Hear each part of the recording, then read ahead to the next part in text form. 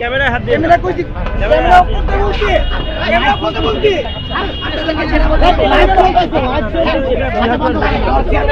এটা বিহেভিয়ার হলো না তো, আশা করা যায় না ভাই। ওই কলেজে মায়া নাই দেখে আমরা মারামারি করতে যাই এই টাইমে।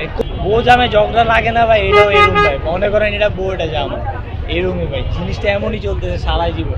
2 দিন পর ঝগড়া লাগে, আবার ঠিক হয়ে যায়। কিছু হইলে আবার দেখবেন সবাই একসাথে।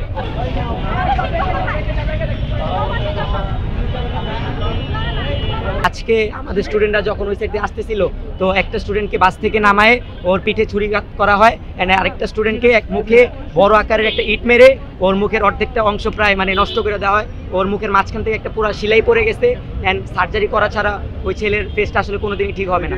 তো এটা দেখার পরে আসলে আমাদের কলেজের ছাত্ররা ক্ষিপ্ত হয়, অ্যান্ড ওরা সায়েন্স ল্যাবের দিকে অগ্রসর হয়, কিন্তু পুলিশ তাদের বাধা দেয়।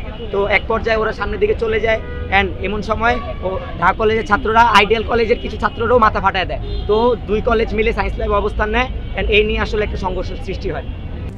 RICL TMX, যুগের পর যুগ স্থাপনা থাকে মজবুত। শুধু আহত না, গুরুতর আহত 2 জন পপুলার অ্যাডমিট আছে। একজনের মুখ অর্ধেক নষ্ট হয়ে গেছে, আরেকজনের পিঠে ছুরি ঢুকায় দেওয়া হয়েছে। এখন ঝামেলাটা শেষ হয়ে গেছে, কিন্তু ওরা যখন আসলে বাসায় ফেরার জন্য, আমাদের বিভিন্ন স্টুডেন্টরা বিভিন্ন দূর দূরান্ত থেকে আসে, ওরা যখন বাসে উঠে ওখান থেকে যাবে, আমরা শিওর ওদের নামায় না আবার মারা হবে। তো আসলে এটার আসলে শেষটা কোথায়? আর হচ্ছে লোকে পুলিশ হচ্ছে লোকে ওদেরকে না থামায়, পুলিশ হচ্ছে আমাদেরকে থামায়। ওরা যদি হচ্ছে লোকে আক্রমণ করে, ঠিক আছে, একজন একজনকে মারে, ওইটা অন্য হিসাব। বাট ওরা তো হচ্ছে লোকে লিটারেলি এটা তো মার্ডার করতে চাইতেছে, তাই না? এটা তো আর হয় না এভাবে। তো পুলিশ বারবার আমাদেরকে থামাই দিতেছে যে পুলিশ হচ্ছে লোক ওদের ব্যাপারে অ্যাকশন নিবে, বাট কোনো তো অ্যাকশন নিতেছে না। পুলিশ আমাদের বিরুদ্ধে অ্যাকশন নিতেছে। আর সময় আমরা দেখতেছি যে ঢাকা কলেজের মানে 4-5 জন রিক্সা দিয়ে এদিক দিয়ে আসতেছে, তখন আইডিয়াল কলেজের মানে 5-6 জন ছিল।